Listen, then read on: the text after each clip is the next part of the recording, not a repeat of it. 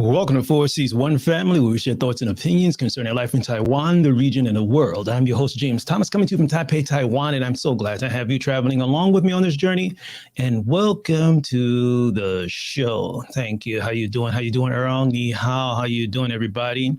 Once again, thank you for joining me here in this little cave of mine here in Taipei, Taiwan, and trying to get my things in order here and just talk a little bit about what's going on, especially basically what's I talked about at least in my last two episodes, basically on the implosion of the democratic world. And, this is just going to be simple get together, talking with friends and stuff like that. I don't know how much of a crowd I'll be able to pull in today. I just got Earl there. How you doing, Light Seeker? Nice suit there. Thanks a lot. And I hope to be able to get even Wu Gui. I think he's in I think he's on the west coast of North America. How you doing? Now, first of all, guys, I want to put a little shout out for a group of people that I hang out with, kind of like friends there, talking about YGZ. I mean, he's booming, been in Taiwan for a couple of months after living in China for a while, and getting an experience of living in China and going back to his part of the world in Europe and Britain. And now he's out here in Taiwan, kicking it up, showing the world the wonderful scenes of Taiwan and getting news coverage. Wow, he's making a boom, man. And his cinematic skills are just wonderful. So going out to YGZ, the notorious number one YGZ, look, if you haven't heard of YGZ, you guys got to visit him. I mean, check out his site. I mean, he gets to the point when he want to talk about, comparing his life in China and living out here in free Taiwan. And he's somebody to tune into. And once again, he has a very he's a funny guy. I mean, he has a way of using his satirical comedy to get on the nerves of certain people. That I'll let you just go over to his channel, YGZ, the notorious YGZ Taiwan, and he's somebody to tune into. Check him out. And also Prime in China. Prime in China has been around for a while. And he's also lived in China, and quite accomplished guy and well thought out conversation type of person. He knows how to compare a situation and explain situations in China after living there for a long while. And he's somebody that you can tune into his channel too. And he can be quite funny in his way of his satirical approach to talk about people who pumping up the wonderfulness of living on the other side of the straits here. And he's somebody to tune into. So please check him out. And also see Mo Punk. That's right. Mo, as we call him, he's lived in China too. And he has a very unique perspective about living life in China. And he's somebody to tune into too. He just opened up his channel, and he's really doing well. And I'm proud of him. And also, channel right here called New Ren. This is a very interesting because out of this group, this is the female of the bunch talking about how life in China from her perspective after living and working in China is very interesting. And she has a very calm and cool way of explaining from a female perspective, life in China. And she showed me a few things, and I really appreciate that. And you probably know this right here, Uncle Mikey. That's right, Uncle Mikey. He's from China, and he has a lot of insight also from his connections within China about life in Taiwan. And he just lays it flat out and fair. And I really grew to appreciate Uncle Mikey and his comments, and really somebody that you can have a rational conversation with, not only about the current situation, but also historically about life in China. And he has powerful insights and opinions, and he started recently a new site with Mr. Simon Yu called Inside the Great Wall.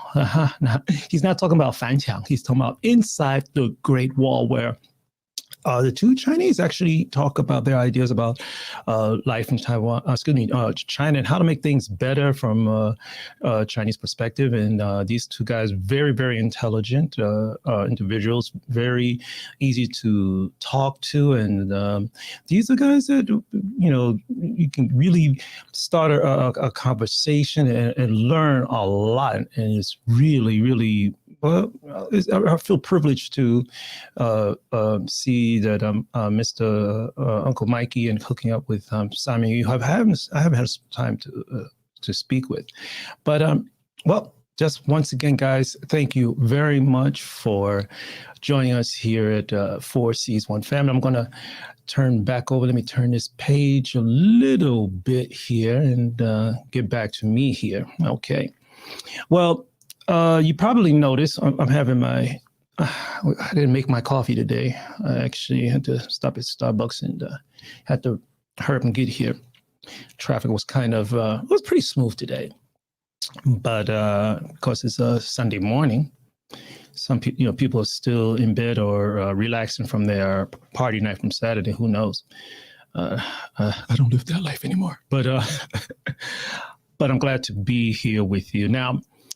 As you see in the description, I want to take a look at how democratic nations are allowing foreign governments, especially, Russia and China in particular, how they allow these governments to exploit their freedoms, which, their laws and liberties, to subvert them, basically, or to cause rally up confusion within their nations and stuff like that. And I hope to get your opinions, or if it's possible, maybe some of you can jump in and after you've been vetted, yeah, and tell me what you got on your mind. But I want to share your thoughts and ideas about what you guys think about that. And let me bring some. Yeah, that's right. It's Nefarious. Nefarious is probably still in bed. He's an early. I think he's an early riser. He's not much of a night owl. How you doing out there, Wu Gui? 好久不见啊，不能说好久不见，对不对？ But very nice to see that Light Seeker. And we got Earl here. 你好. 你好. Welcome to my little get together here. But yes, I want to talk a little bit about that, and there's a lot of people who have different comments on the situation, on how especially democratic nations. I'm not really only talking about democratic nations, or Western nations. I'm talking about nations or places that have free shared consensus between their population, or at least the appearance of, right? And we can play with the semantics and the word games and all that stuff, but this is what I want to really put out there. And oh, really? Oh, okay. Well, I tried to contact Randy a few times, but maybe he's just too busy to answer my mail. But it happens sometimes. That's what happens. But can't let that hold you back. But I'll hook up with him, I hope. Now, people have different perspectives, and I hope to hear what you guys would like to say or mention while I'm on this soapbox that I have here. And I want to talk about it from my perspective. I mean, yes, I've lived in China, studied there. I still have a lot of friends there, and I still communicate with, friends there, classmates and stuff like that. But I'm looking forward to hearing what you guys have to say, really. I mean, I just don't want me to be up here, blasting my big vocal cords. I'd like to hear, what you guys have to say, either, could type it in here or, jump in here. I really would appreciate it. I don't create content as like some other friends that I mentioned there as much, but I try to make sure that whatever I say here, I have it backed up with, as Randy said, with receipts.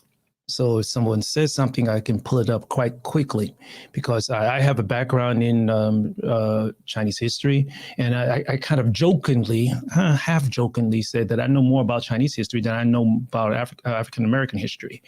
So that's something interesting there, and I'm sure I'm going to get I've been getting a lot of pullback from that recently from my comments on Blackset or Blacksedus. But that's another story. So you can, if you have time, you can like click someplace here and see what I had to say about that. But just go back here. Now, it is often hard to persuade people that we know, especially from our own nation, that their lifestyles being changed right before their eyes without them even knowing it. Now, most people see social political change in a way where somebody's in their face talking to them on a megaphone and saying, you're going to do this and do that. Well, this is not how it is anymore. This is not how it is anymore. Back in the old days, people were a lot more physical. There was more physical interactions. You see today that even with the younger generation, they're less physically interacting anymore. There's always the thumbs on the phone that they got there with their heads down. I mean, I've been out, to some restaurants where you see two couples, going out to a restaurant and they got their food right in front of them, but they're both looking at their cell phones, but not talking to each other. This is how subversive, or YGZ like to say nefarious powers, how they are taking control of the minds of not only people in their own country, but every place else, especially in the Western democracies, or like I said, places that at least appear to have the presence of allowing their population to guide their direction of, related to politics and social movements and stuff like that. But going back, like I said before, things was a lot more physical back in the days. I mean, some of you probably don't have any memory of the Vietnam War, right? Where, we all had stories of people who actually went to war and fought and shot and saw their enemy while they were aiming down the barrel of a gun. A lot of my friends here, relatives that have a lot of stories to say about that. And it's quite sad, but now everything is done remotely. You see, a lot of the Western powers now, I mean, with this also something called globalization, right? Yeah, that's right. That's right. Social media. That's right, Earl. Social media. Globalization. We have to understand what does it encompass? But let me not jump too far ahead.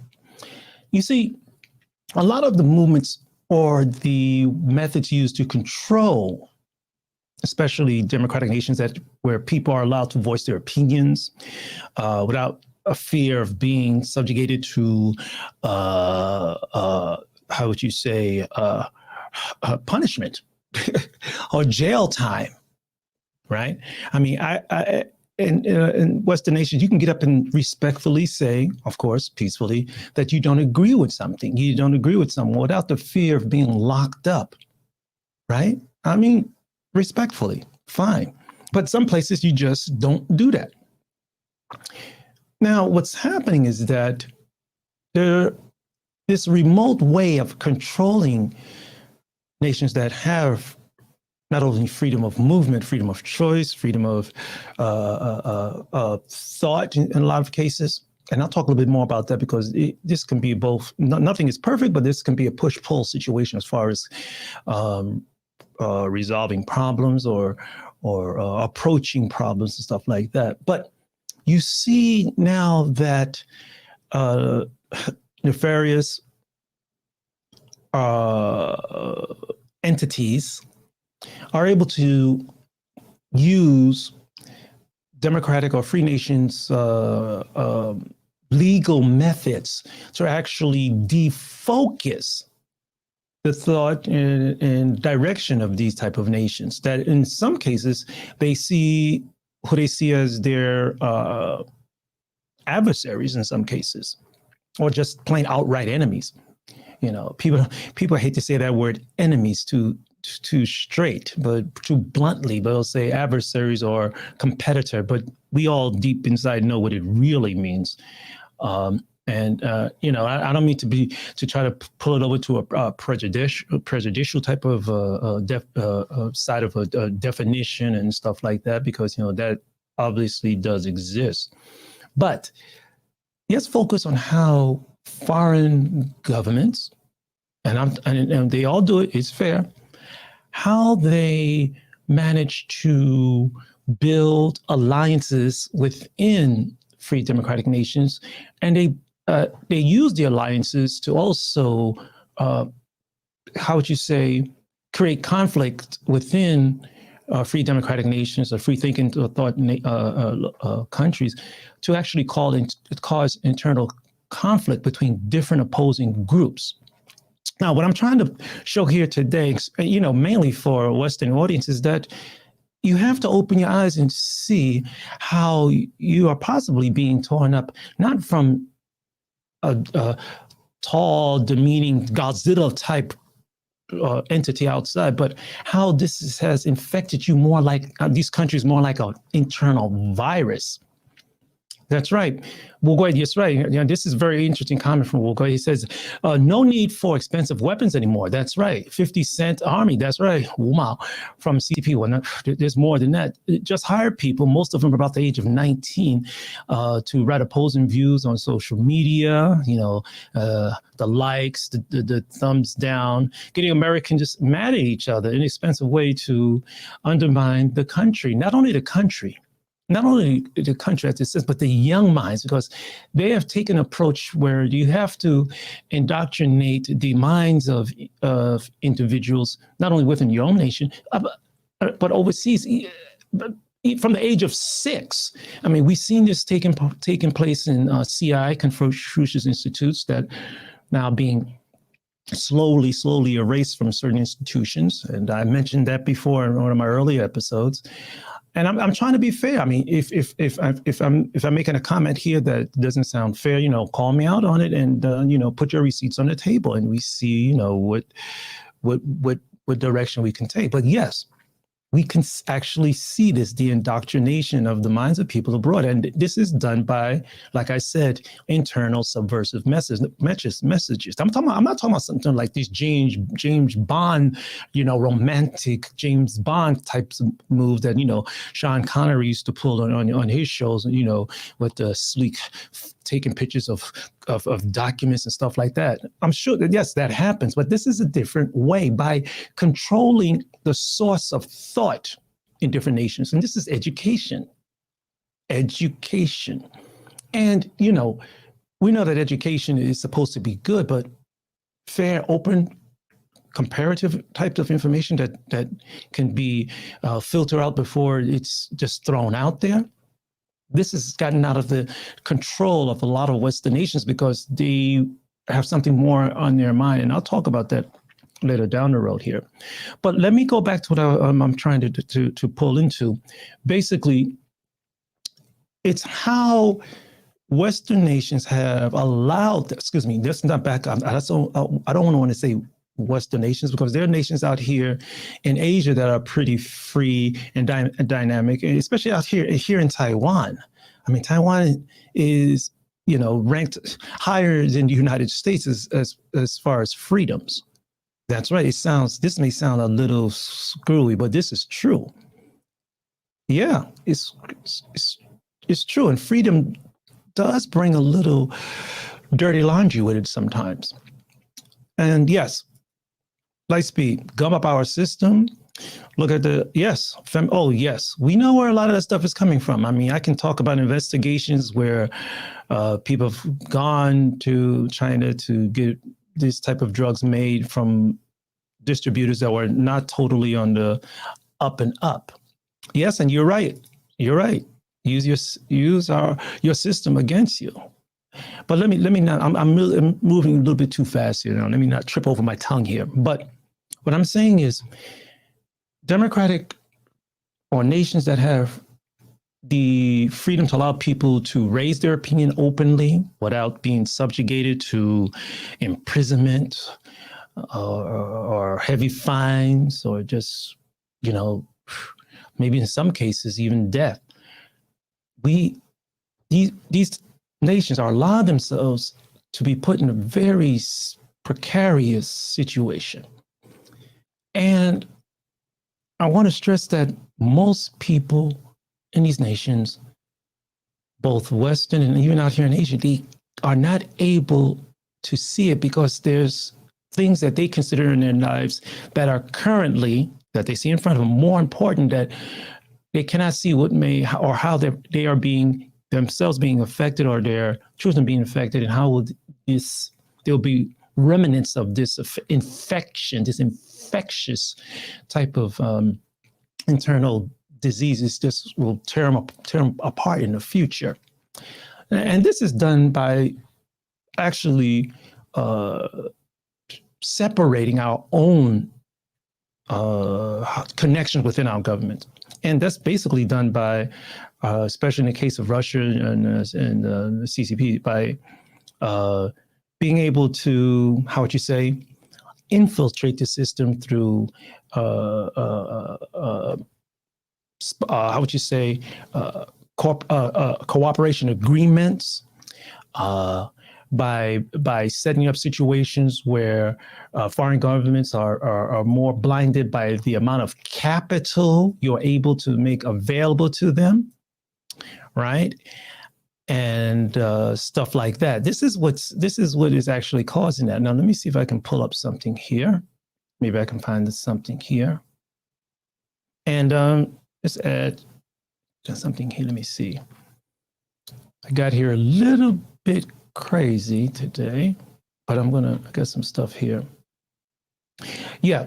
So you see, way back in the day when Russia opened, kind of like opened the door to perestroika, and China opened up, and Mr. Deng Xiaoping, who I respect, yeah, that's right, visited the United States, and, they made him put on that crazy Texan hat, and allowed the West to actually, especially the United States, to come into China, teach us. Well, they did a very good job, and they learned very well. And until recently, there's been things circling around on the Chinese internet on how they used, how would you say, ways of learning from the West, and actually became better students than the West, on how to gain certain access to things from the United States. Let me see if I can pull this document up here. Maybe I'm rushing too fast here. So let me see.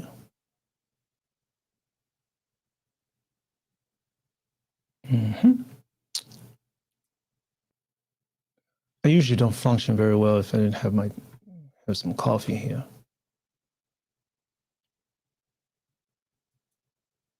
I was looking at a document where we had about 2 or 3 mainland Chinese scholars actually pulled up in the front and explained how they were able to catch up, and in some cases catch up to the United States in many ways, and also surpass the United States in certain technologies. And they actually broke down, right out in the open, and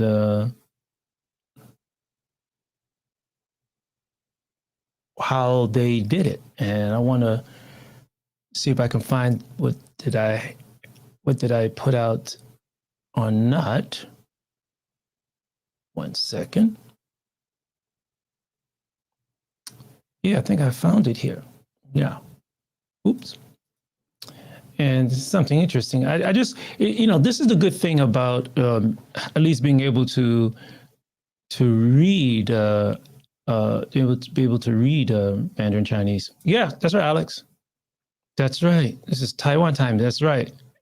Yeah, I'm hoping that people in North America will find this a little bit more convenient, because when I broadcast late at night Taiwan time, most people in North America are not able to tune in. And I hope so. Yeah, we see how this goes. I mean, I got a booming crowd of like 5 people right now, but I have to start off from somewhere, right? Right, Alex? But look, You know, when foreign nations are able to control voting opinions in democratic nations, you know, this also causes certain nations to derail. And when foreign governments are able to control the government executives, legislators, you know, this is something also to be aware of, right? And like I mentioned earlier, a couple of minutes ago, how foreign nations are able to cause or heighten the conflict between democratic groups within, I should say countries within groups within democratic nations, how they incite them to actually fight against each other. And they'll be they become more focused on fighting amongst each other than looking at the whole nation in a whole. 1、2、3、4、5 I'm not going to explain lightsaber right now. What does that refer to? Because I know who 1、2、3、4、5 Oh, hey, welcome from New York. Nueva York. That's right. Greetings from the University of New York. Well, we could talk more about that at another time because I'm quite heartbroken with how New York has become right now. And but let's go back to what I'm trying to put together here. Goodness, it's easy to get derailed in these type of things. Yeah, I miss Nueva York. Oh man, I miss the pateles, you know, the bacalao. Oh, excuse me. Let's go. I missed some of that good old Hispanic food there. Oh man. Okay, but you know, it's very interesting when you see foreign governments able to learn more about us than we know about them, and that's something that I'll talk about in a later episode. But they've gotten a certain grip on Western nations through subversive means, not the physical, you know, macho, muscle man, Godzilla, King Kong type of style, but being able to find ways that allow them to lock into the internal organizational structures of Western companies, you know, institutions, education institution, financial institution, manufacturing base that allowed them to cause Western nations, especially United States, to become rely on that. Now, you probably heard of somebody by the name of Zhang Qingcao. Zhang Qingcao, yeah, that's his name. He's a very famous visiting professor of teaching, like MBAs and programs all over universities in China, which include universities like Renmin Daxue, Renmin Daxue and Beijing University, and he's a chairman of a very big investment management group. Let me put this in my ear so I can hear myself. And made of this group includes, like, you know, clients that are like international, so the major insurance clients in China. And he pointed out in many of his speeches that, you know, how the Chinese Communist Party has skillfully used its and used and captured through its policies, and in a lot of cases dominate foreign technology, management experiences, and expertise. He points out like how over the decades, that how the Chinese Communist Party used its reform measures and capital control. That's right, local capital control to target foreign capital in China as well as abroad. I mean, you probably hear stories about, you know, foreign companies going over to China and wanting to start a branch, a subsidiary and stuff like that. But the thing is, they have to do it with local partnership, and registration is primarily owned in the local hands. And I'm sure you heard situations where, the big name is the IP property theft type of thing going on happens, where if you want to come into China to do business, well, you have to, let us know, have a little bit of your know-how, this is the deal.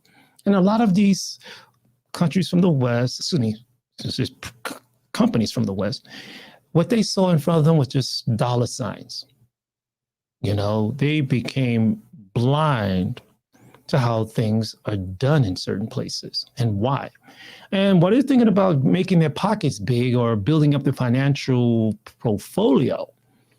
They said, oh, okay, we do this a little bit, but what has it led to? I mean, we see what's happening now. We see many foreign companies, if they slip up with their tongue, they get called out, they get banned, they get blocked in China. They get their stuff burnt and thrown out and displayed on online how much they're hated. But let's go back. But this is the deal. The CCP has used its market control within its nation and policies to actually capture knowledge from Western nations. Now, can I blame them? If they're able to do it, they'll do it. But the problem is Western companies, they chose to become blind to this possibility. For example, let's go back here. I don't get this. Okay. But this is the thing that is perpetuated for a long time. And now Western nations are complaining. They allowed themselves to be put in this situation. Now, once again, he points out how the CCP uses reform measures and capital control to target foreign capital in China as well as abroad, right? And they were able to build alliances and partnership, which allowed them to integrate or acquire the management skills necessary to basically then just copy technology and market practices and to become even better at it worldwide. You hear stories about Western nations saying, or just back up a little bit. A lot of manufacturing base in the United States, for example, they've left the United States because it's too expensive. And if you're an investor in a company in the United States, you're gonna cut cold capital, be caring more about your return on investment. And I'm not against unions, but as an investor, you want to make your portfolio more value. So they say, okay, let's go to places where people can have the same skills, but a little bit, less expensive. So you hear stories about how China took away our businesses. No, we let it go. You see, you hear stories about China it's less expensive, say, to hire someone. That's not the only reason, because if that was the case, Western nations could have moved to countries like, move to the African continent. The difference is that most Asian cultures have an internal cultural system on how they interact and work together to manufacture. It's a cultural thing. And in many cases, when I look at Africa and China, I look at them, they're really not that much difference if you look at it from their history. But there's only one thing that's different, is that China was able to unify it in a way. Now, they say the word 统一, they were able to unify. Now, how this unification took place, we can go into detail. But the unfortunate thing is that in places like Africa, these tribes and stuff never really united. So they were kept at war and kept confused. Where in China, they forced you to become a part of their group. And we see this happening even today. And that's another topic. We can't be talking about too much what's happening in places in the Western China, but we'll just keep going here. See, we got some comments here. Here we go. Yep, even in Hong Kong, companies need to, yep, that's right, JV agreements, right, with China factories, right? Can I fully own the factory or companies in the mainland? That's right, man. Isn't that kind of creepy? I mean, I have friends here in Taiwan, Taiwanese, who went over to China to start businesses. And, all of a sudden, they started a business. They have a local partner. And then, they want to take a vacation, come back to Taiwan to see family and friends, but they get a text message saying, oh, the police came by. Oh, you owe them this. Oh, this happened. I think you should not come back. Huh? But what's going on? Oh, yeah. Something happened I'll take care of it. You don't need to come back. Huh? Yeah, I have a friend that happened to this happened to. Then he found a way to go back to China, found out his partner just took everything. Took everything. And this is how they do with the Tongbao. It's sad, but this is what's happening. And the people in Taiwan can actually see through this. Yes. Yeah. Yes, face it. And, to be honest with you, China's not the only country that's done this. The United States, back in the day, has done this. If you look at the making of the cotton gin, even that was stolen. IP was stolen in some cases. You can talk more about that. Let's go back to this New Yorker. That's right. Western nations were more concerned with the short-term profit. Most of these so-called big money makers. You hear a lot of stories about, for example, Alibaba, right? You know how Mr. Ma is under a lot of pressure right now. But remember when they had that big ant group meeting in southern China, where some of my financial heroes went over there, especially one in particular by the name of Dalbo.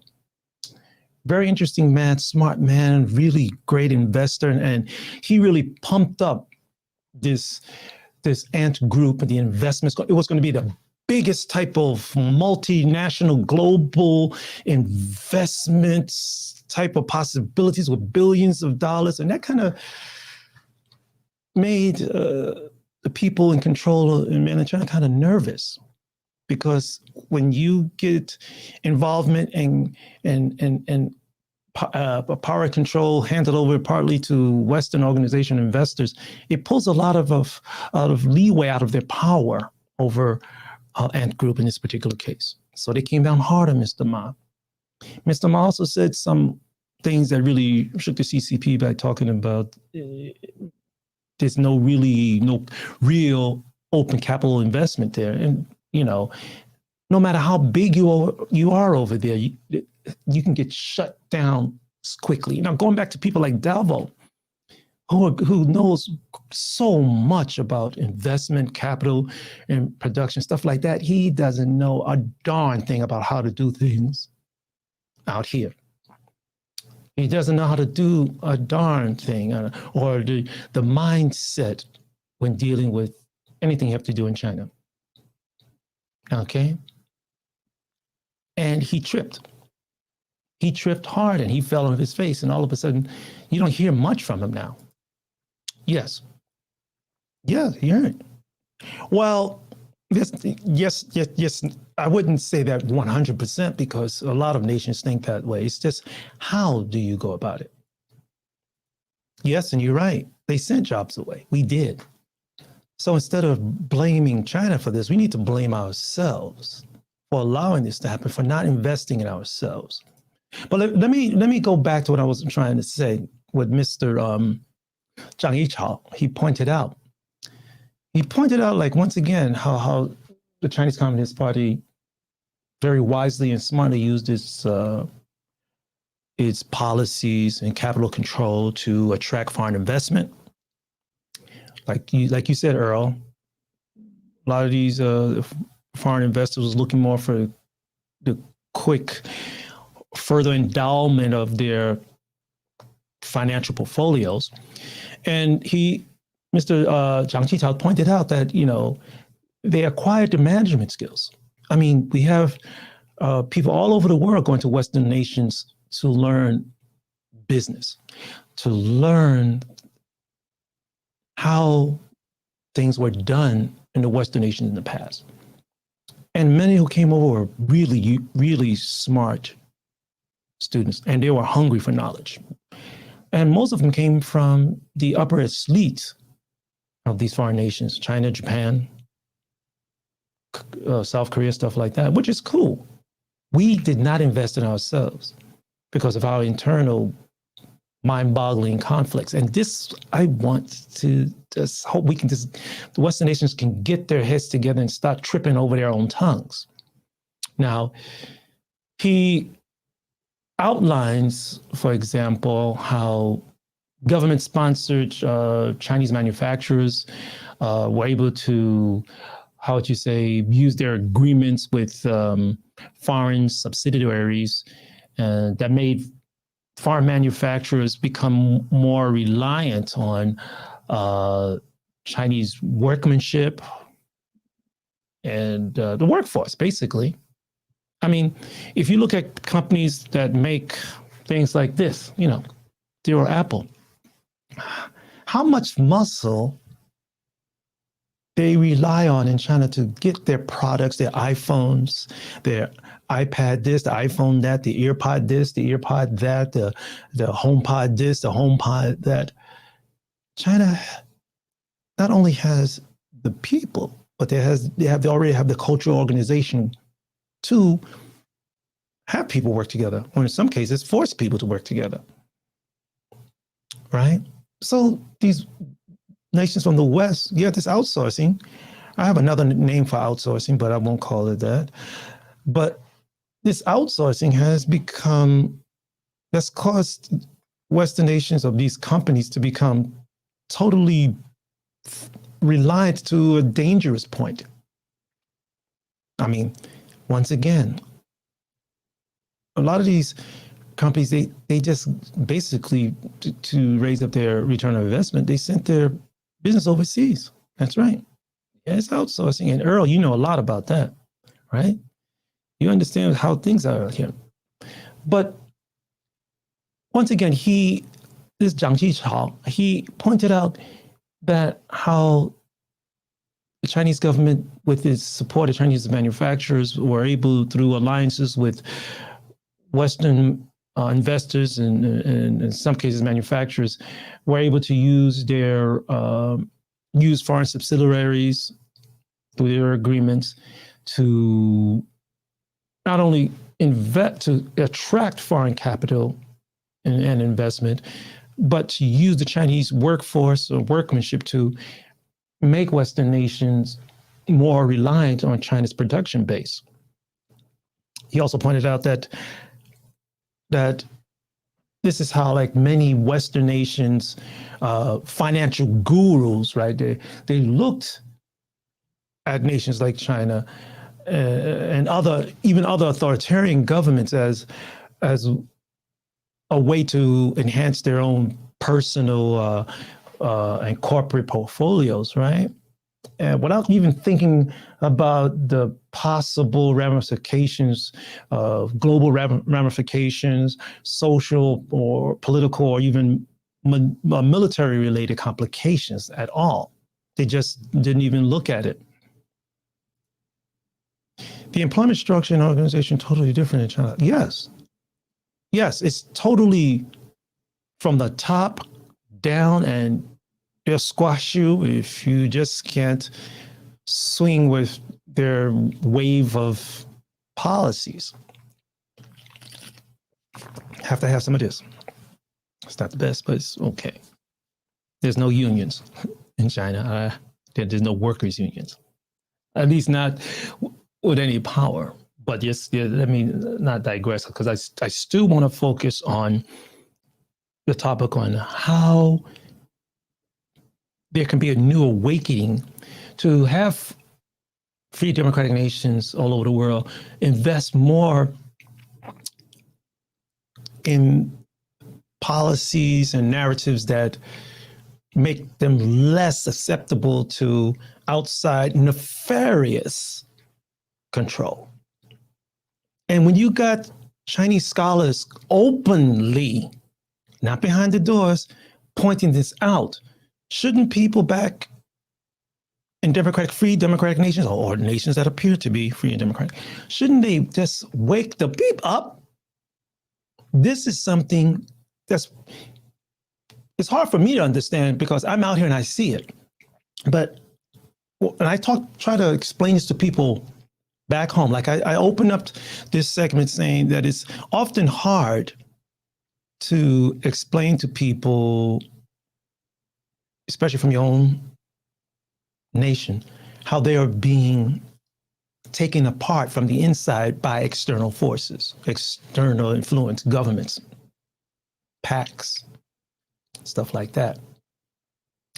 And having invisible internal time bomb sets within their government structures within democratic nations.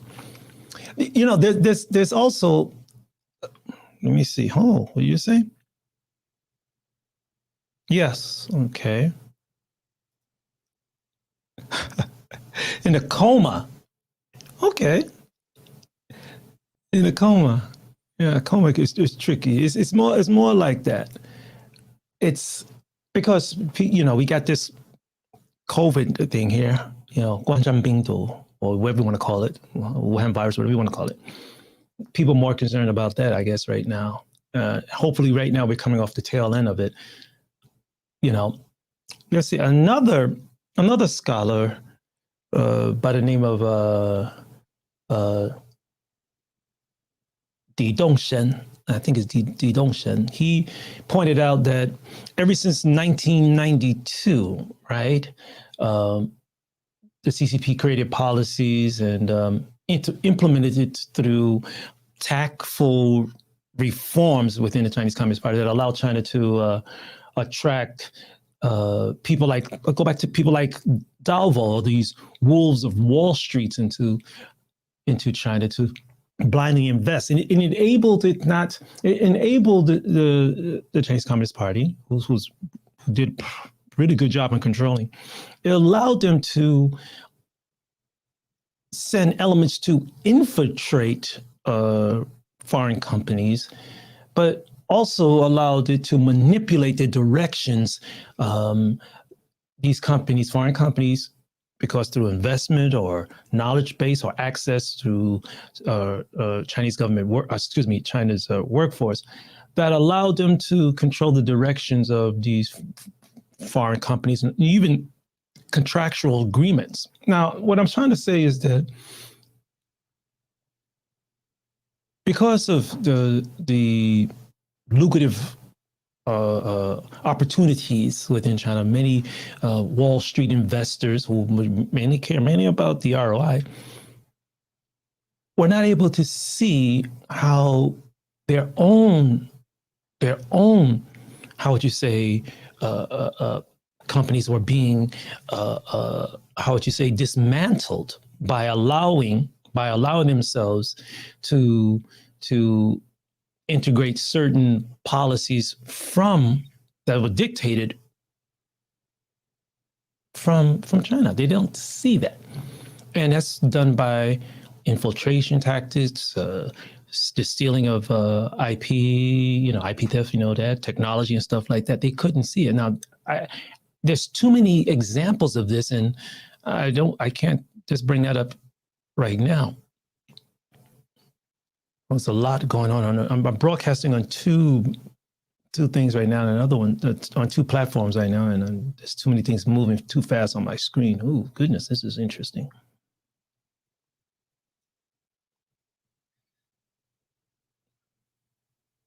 So the thing is, what can we do in a simple term? How can we wake up people back especially in the West? Because people out here, I think people in Asia, the Asian circle here have a little bit more knowledge about each other, and they know how to deal with each other a little bit more at a different level that on the surface appears to be quite respectful, but underneath quite tough. Japan is quite aware of it. Small Korea is quite aware of it. What can be done to take us out of this coma? This coma. Let me put this back up here what Earl said. That's right. How do we pull people out of this coma? This is the thing that I'm trying to hear from other people.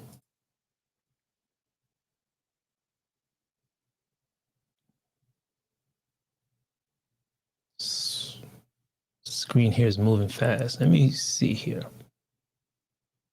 I wish I had YGZ here this morning. Maybe he's still asleep.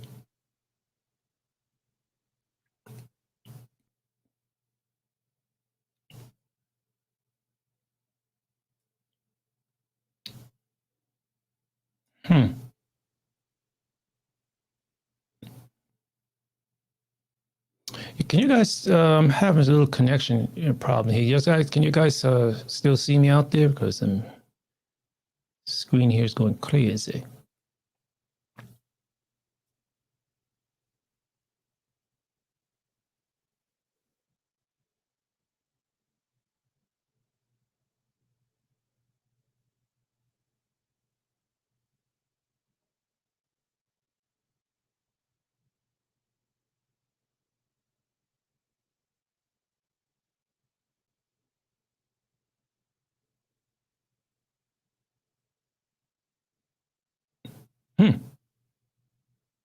How to make people aware. Yes. Okay. I think I straightened it out here. How to make people aware of subversion. Talk about it with, yes, but what kind of people, where can we start? Do you think we should, what do we need to do? I mean, social media. I mean, we got people, things that are happening right now. We got BLM that's now being, there's evidence to show through tax records how they are being indirectly controlled by groups in the United States affiliated with the CCP. So this is something, right, that's publicly available. But how? Because how can you do it without being slapped down by your own people? This is the thing. And I want to know how you guys are doing this. And Wu Kui, yes, it must change. But I don't know who can change it. Yeah, and I think that's what's causing us right now to be locked up and kind of like choked up in our own conversation. That's right. I agree with you. I agree. How can we stop our own infighting? I mean, we got racial issues in North America, in Europe, and stuff like that. And the Western nation has a lot of the Western powers have to get all over their mistakes that they made in the past with their colonial attitude. China has colonial history too, regardless of anybody. If you study the history, you see they have a different definition of it and how it happened. But if you look at Chinese history from Shisanguo, you can actually see that.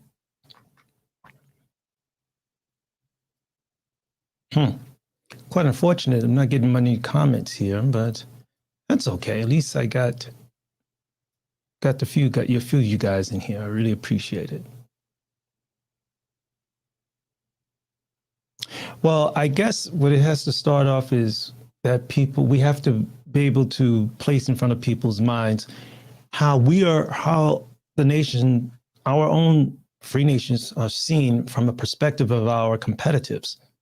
And maybe this will change when you got Chinese scholars actually saying that quite out openly, bravely, without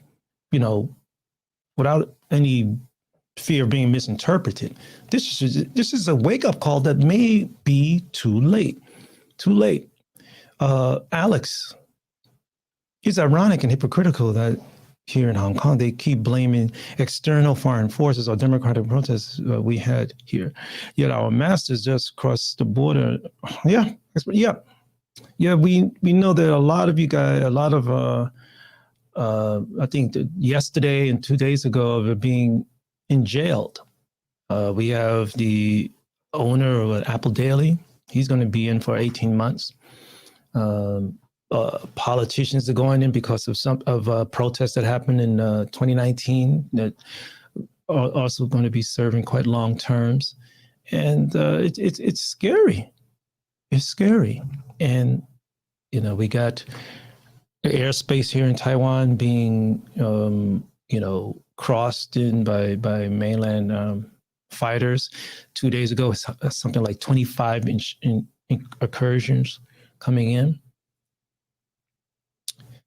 Yeah, MSM social media should be used, but yeah, censorship. But the only thing is, it's hard for you to cross over the Great Wall. You can only do it within our own realm of influence. Now, let's be fair. I mean, this is things that all nations do, especially when they're coming out of certain part of their cultural or financial development, national development. And this is something scary. And yes, you're right, Alex. We had something called National Security Day here on the 15th of April. Yep. Brainwashing schools. Yeah. And understand you now, they implemented controls where the education, the education councils are now required to even formalize certain cultural awareness to students from the age of 6 years old. Wow. It's programming, biological programming without the chemicals. This is really scary. But you see, there's so many things that are taking on, especially in the West, that there's little time to care about what's happening out here, what's happening up in Miramar and stuff like that. You do have certain Chinese-speaking people here on YouTube who talk about it, like Sydney Daddy, Sydney Naiba. His show's mostly in Mandarin. I think about 98% of it done in Mandarin. And he has a pretty interesting perspective on it. So if you can take a tune into him. I don't agree with everything he says, but he says quite a lot of interesting things that I find really intriguing. I do take time sometimes to go over to his channel and put in some input in Chinese. And one or two occasions, I got some replies from him. But it's interesting now that we have a tool called Clubhouse now that I was lucky to connect with some people from the mainland that actually openly told me, respectfully, their opinions. And I'll let you guys maybe one day search into that. But it's quite interesting. And if you're in Hong Kong, try to see if you can get on Clubhouse. That'll open up another perspective on how people within China think about what's going on and, keep things respectful and stuff like that.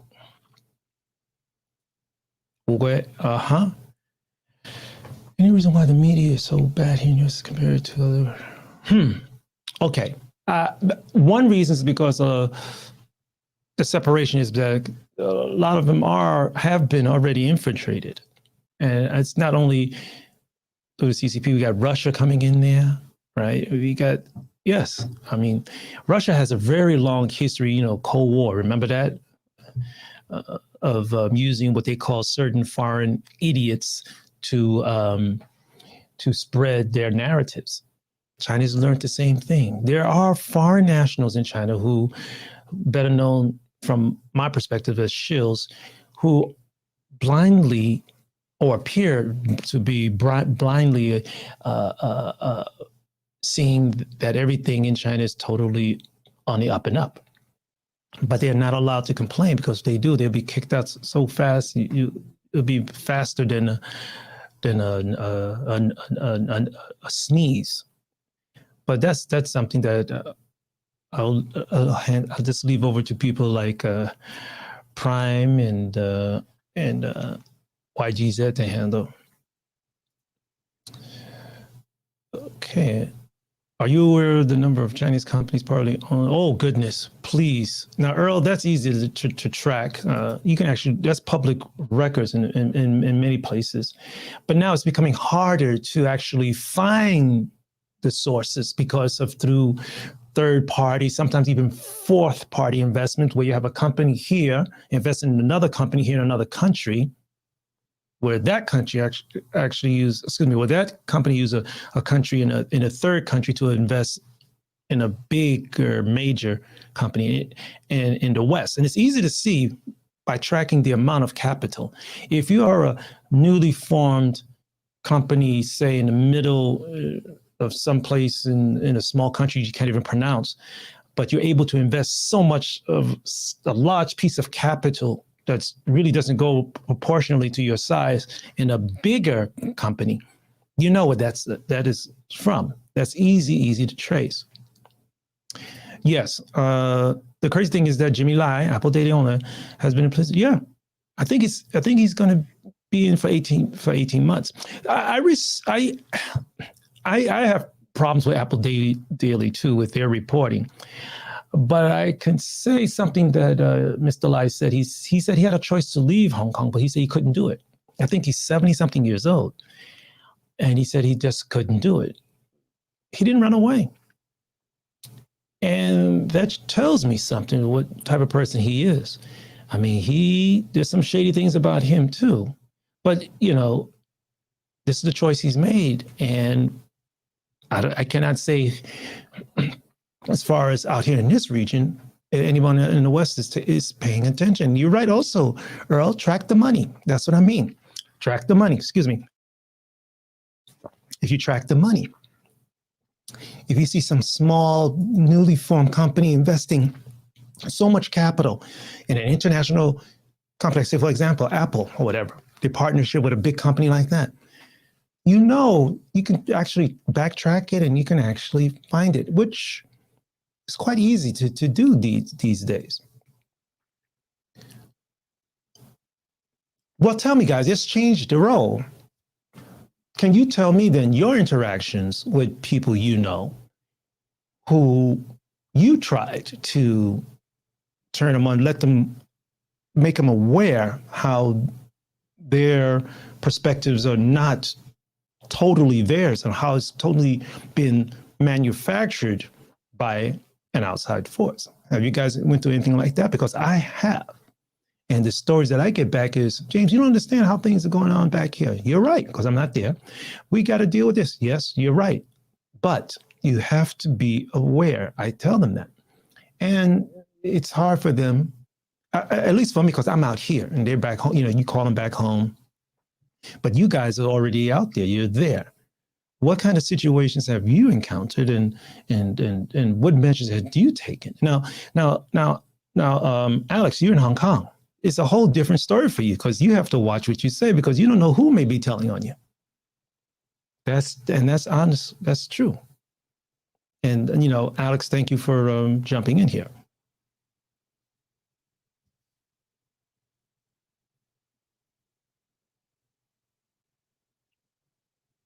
Got a few haters in there. Ooh, that's nice.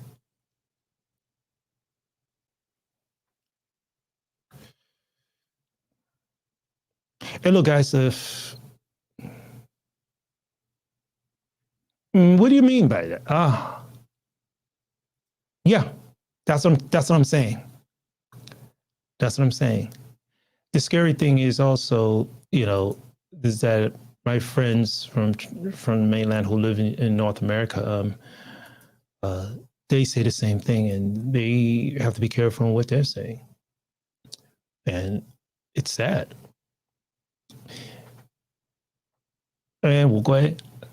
When I tell my friends about this perspective, they just, oh man.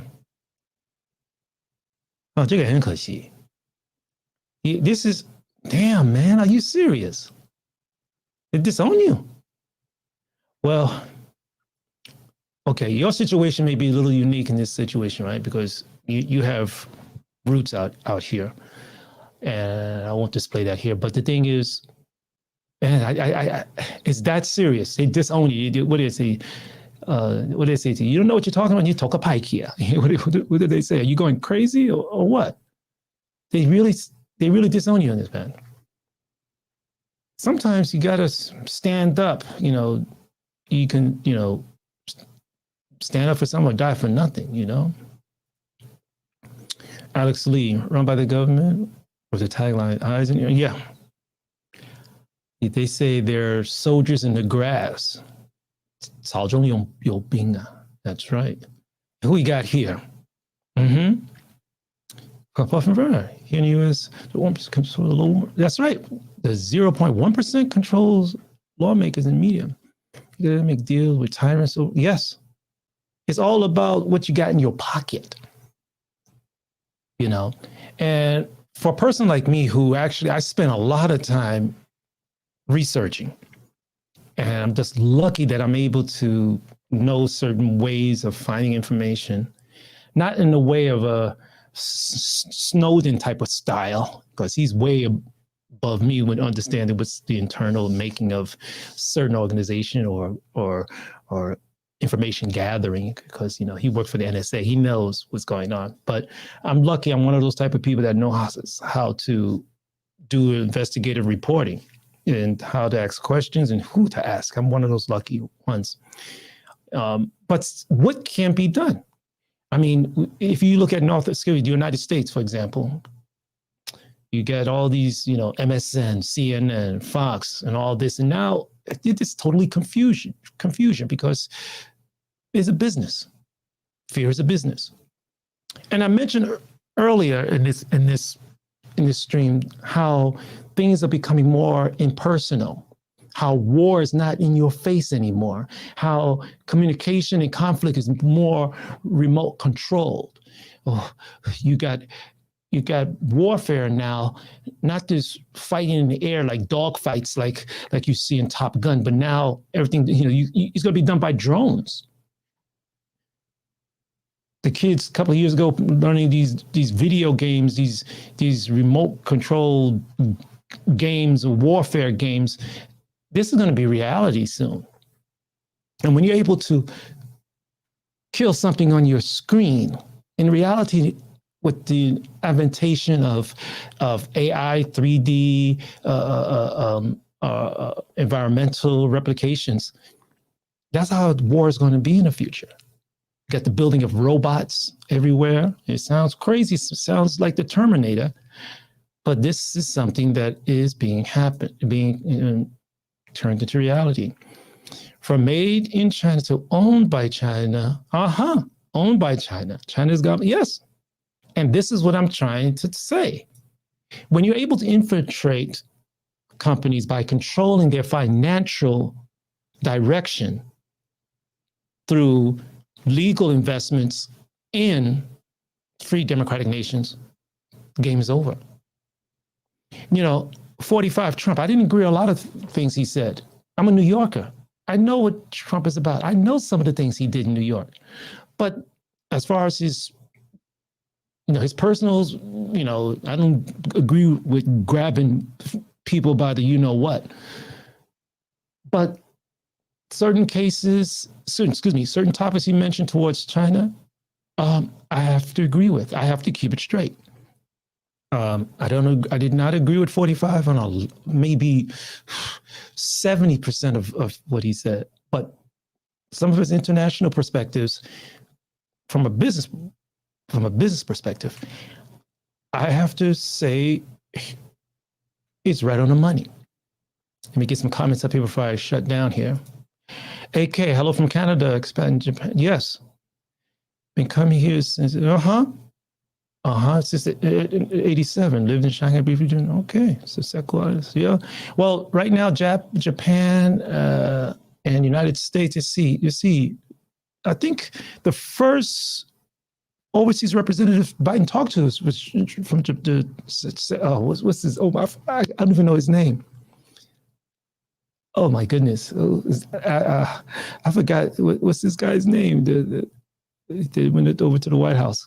Sorry, please, I should know that. I'm sorry, but Japan's first, center. I'm tongue twisted right now because I don't know. I forgot his name, his Japanese name. I know Abe, but Japan is quite nervous. They're in this region, and if anything, they got islands, such as the Sheko Islands, Diaoyu-tai, stuff like that. Japan is quite nervous, and they are afraid that. Maybe the Nanjing thing will be brought up again and to get people in China excited again and want to bomb them. So it's a tricky situation. Yes, that's right. Yes, and Biden sent over some representatives a couple of days ago, and they left yesterday. And some people in the news say that it was just agreements for military purposes, but it's a lot more than that, and we won't know. Not publicly and not anytime soon. Okay, right. Suga. Okay. Thank you. Now, I'm sure a Japanese friend is going to nail me on my head for this, not knowing. He's going to. Okay, thank you. Yeah, but hold on. Let's go back then. So what methods can we take? At least, in the West, we're still caught up with the situation with COVID. Then we got financial issues. We got chip shortages, which is becoming even bigger news now out here in Taiwan, technology base. We got TSMC out here that is a very important asset for the United States. And the United States does not want to see them fall because it'll just screw up a lot of Western manufacturers, not only China. So thank you, Suga. Got the pronunciation wrong. Nobody jumped in today because everybody's asleep. And maybe I should have been asleep too. But look, guys, I'm trying my best here. I'm going to see if I can do this regularly. And hopefully you guys can send me a list of topics that you would like me to investigate and look into. Just send me some stuff here. See, I've been on for over an hour. I think I should wrap it up. I did not say I didn't say as much as I wanted to today because I kind of got derailed. But I do want to say thank you guys for, jumping in here and sharing your day with me wherever you are. I mean, Alex Lee over in Hong Kong, man, take care. Bao Zhong, please, man, take care. Earl, thank you for jumping in there. Yes, it's getting here. One of the most disturbing developments in the downfall of the West is the way freedom of speech, media, assembly.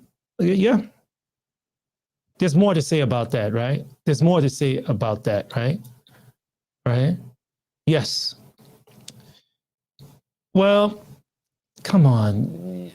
I'm not a Marxist, but when the founders of BLM openly talking about they're trained Marxists and this and that, most people, especially younger generations, that have no idea what Marxism really encounters, or the original Marxism, what it encountered.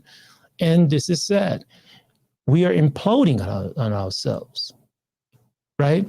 With freedoms comes responsibility, right? Have we become totally blind in the thing that we only want to focus on? I mentioned that in my last episode. If you haven't listened to it, please listen, because I was a lot more detailed there.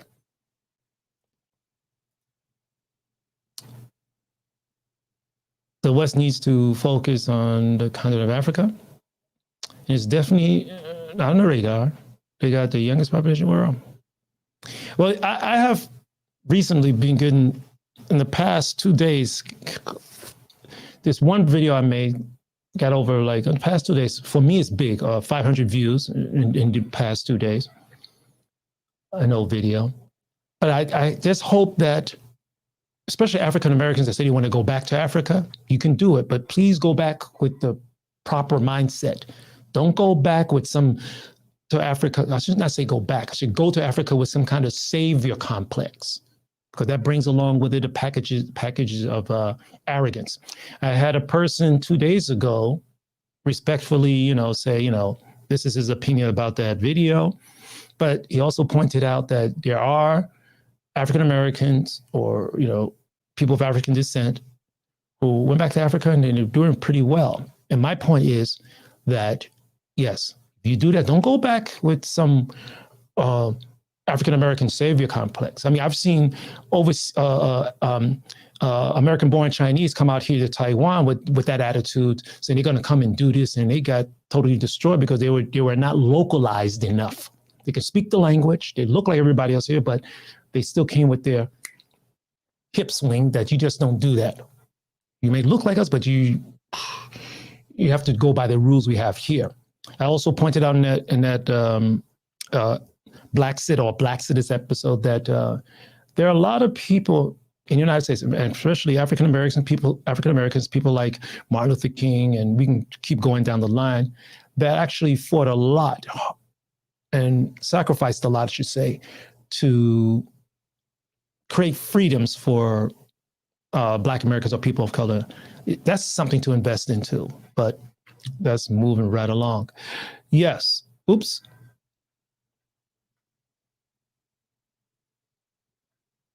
No.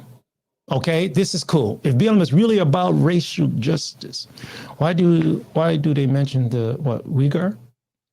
Why don't they? You're probably saying, right? Because they don't know about it. They can't focus on it. You know, emotions can really cause people to lose focus, and it's part of being human, because not everyone has the,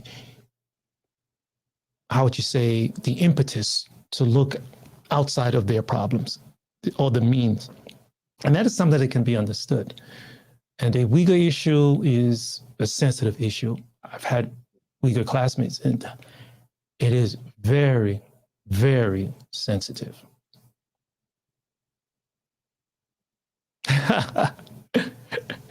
That's way beyond me, but I can ask around. Yes, you're right. Media is driven by clicks. That was, going to anger people. It is a production type of thing. It is a marketing thing, right? Are you kidding me?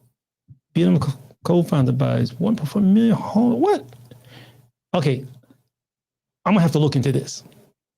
I'm gonna have to look into that, because you just don't pull $1.4 million out of the air unless you tripped over it somehow.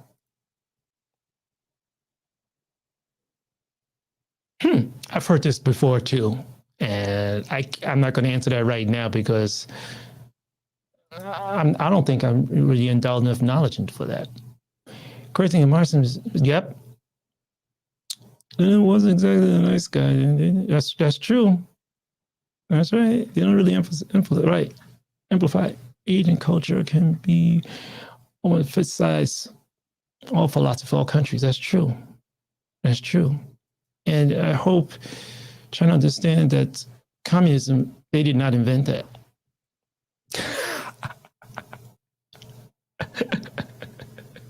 Okay. I like that. This is funny. Hey, look, guys, I'm going to wrap it up here, and I really appreciate it. I wish I could have put together more and had some people jump in here, but once again, at least I've done it, and I hope to continue to do this. Maybe next time, because I wanted to do some stuff in the office, do this from home. But this Sean King dude is a funny dude. His Facebook group is crazy. Guys, I really appreciate you taking the time to listen to my little rant here. I only got 10% of what I wanted to say out, but I didn't want to take up too much of your valuable time. I really do appreciate you guys coming in here and sharing with me, and maybe I look forward to hearing more from you, and maybe you can point some topics to me that I can, I don't mind researching stuff that I can spend time on and put together for you. And I'll stay in for a couple of seconds before I go out. Thanks a lot, guys.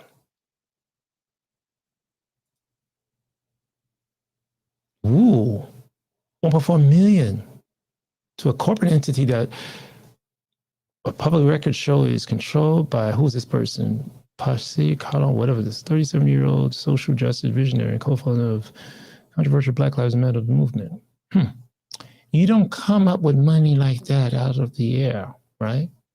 Either use somebody who tripped over money or use your particular skills to get it.